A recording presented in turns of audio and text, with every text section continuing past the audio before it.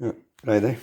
This is just a quick one, in case somebody hasn't done this before. Just to show you how to make a gasket from a piece of gasket paper.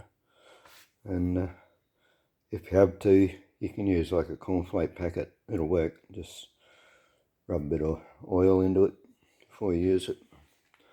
And yeah, I've done that in situations out the bush and whatever.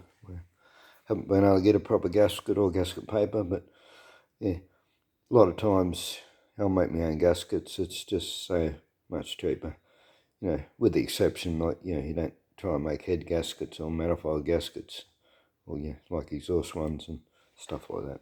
You can make exhaust ones, but you got to have the right material. Anyway, getting off the point here.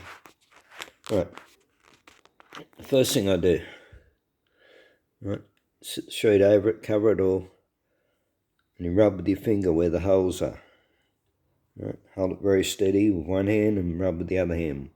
You push, you know, like that, where the bolt holes are. Right, and take it off and you'll be able to see the print. And then you could use a fine pair of nail scissors, but yeah, it's really helpful to have a hole punch set. Cut you a nice clean hole. That was not the bolt holes, that's what I used to cut out in the middle of the other bits, but yeah, that gives you a nice clean hole. Then you sit it back on, mark your outsides. I said everything starts with the bolt holes.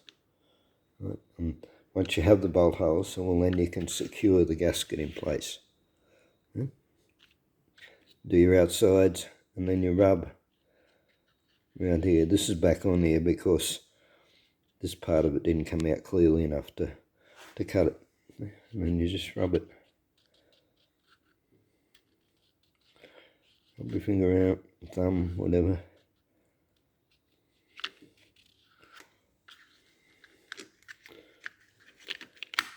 I said I've already made most of this. And obviously this carby won't be going back on without getting a thorough clean out. But that's why I use it at all. Might go looking for another one. Anyway,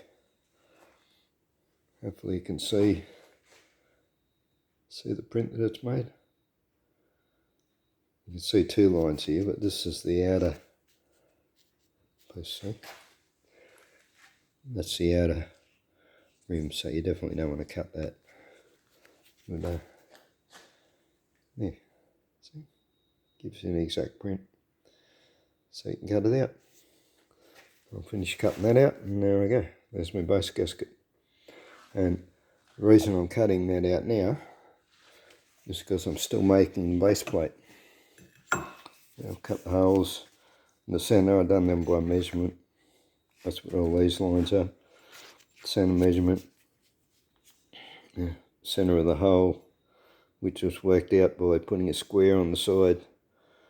And yeah, doing the measurements, finding the centre, because it's done with the hole saw, as in the previous video. But yeah, what I need to do now is drill the holes, and I want to get them exact. And so once I've got the gasket cut out, I can position it on the holes. And you'll see, like, it's a good thing actually that one of these holes needs to be die grinded. So it's got to, yeah, this one's got to be a 36. The other one's a 32.